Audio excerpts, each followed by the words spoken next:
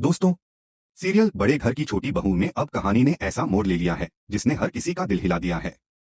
कहानी की शुरुआत वहीं से होती है जहां हाना को होश आता है और उसके चारों तरफ पूरा परिवार खड़ा होता है। सबके चेहरों पर गुस्सा, निराशा और दर्द झलक रहा होता है। अहाना अभी भी अपने होश में पूरी तरह नहीं होती, लेकिन जैसे ही उसे थोड़ी सुध आती है उसे समझ आता है कि परिवार ने उसके खिलाफ फैसला सुना दिया है। अब अहाना को इस घर को छोड़कर जाना होगा। अहाना की आंखों में आंसू हैं। वह चारों ओर देखती है, लेकिन किसी की आंखों में उसके लिए हमदर्दी नहीं। सबको लगता है कि अहाना ने कुछ गलत किया है।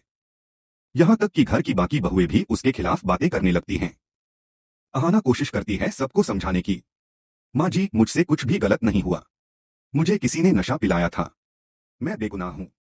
लेकिन कोई भी उसकी बात सुनने को तैयार नहीं।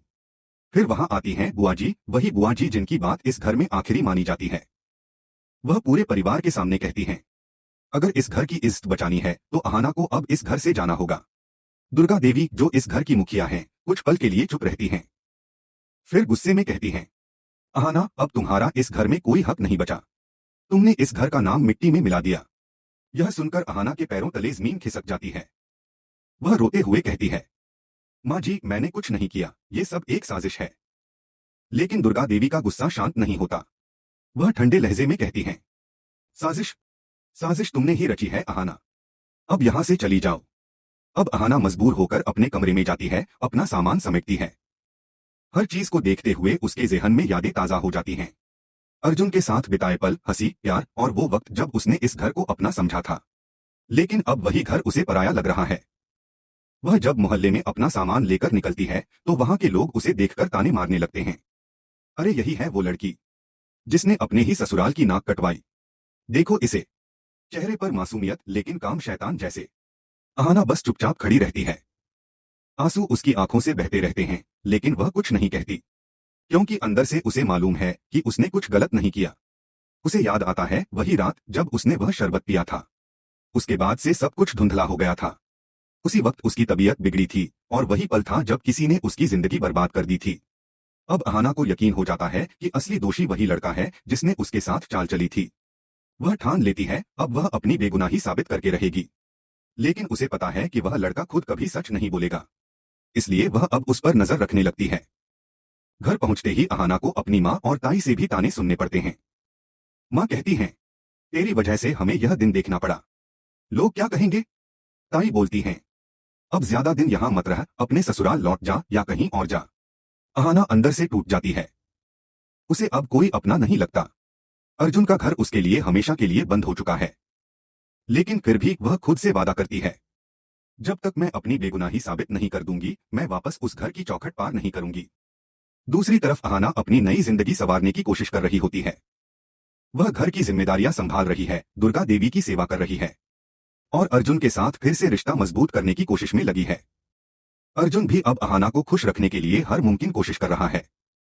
वो उसे कहता है, अहाना, जो कुछ भी हुआ उसके लिए मैं खुद को कभी माफ नहीं कर पाऊंगा।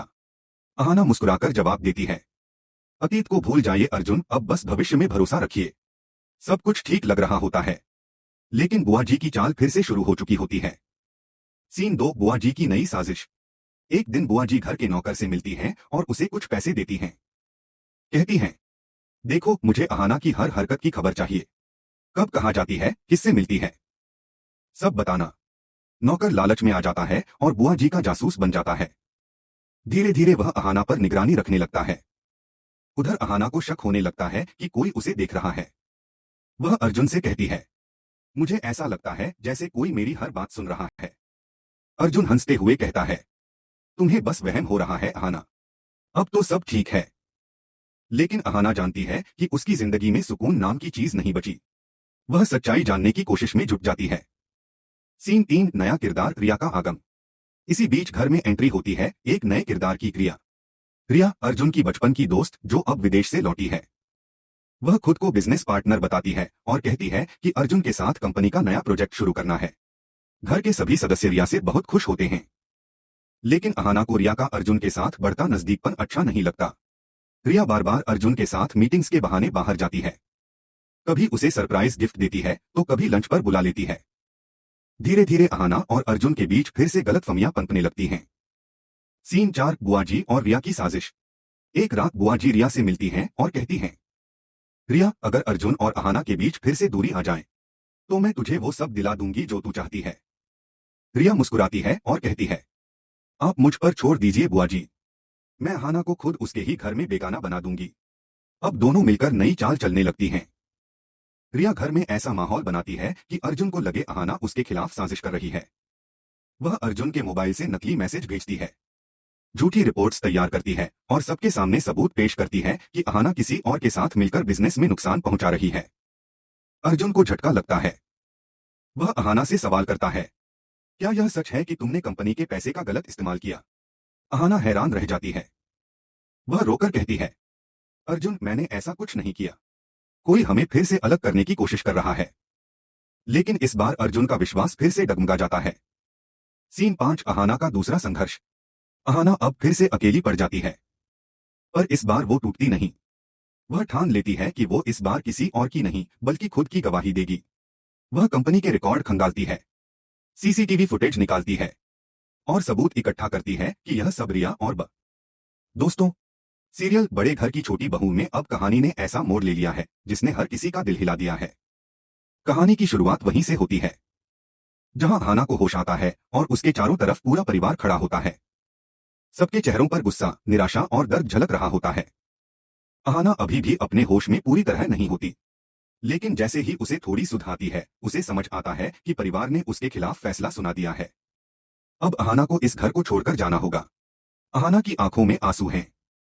वह चारों ओर देखती है लेकिन किसी की आंखों में उसके लिए हमदर्दी नहीं। सबको लगता है कि अहाना ने कुछ गलत किया है। यहां तक कि घर की बाकी बहुएं भी उसके खिलाफ बातें करने लगती हैं। अहाना कोशिश करती है सबको समझाने की, माँ जी, मुझसे कुछ भी गलत नहीं हुआ। मुझे किसी ने नशा पिलाया था, मैं बेगुनाह हूं। लेकिन कोई भी उसकी बात सुनने को तैयार नहीं। फिर वहां आती हैं बुआ जी, वही बुआ जी जिनकी बात इस घर में आखिरी मानी जाती है। वह पूरे परिवार के सामने कहती हैं, अगर इस घर की इज्जत बचानी है तो अहाना को अब इस घर से जाना होगा। दुर्गा देवी, जो इस घर की मुखिया हैं, कुछ पल के लिए चुप रहती हैं।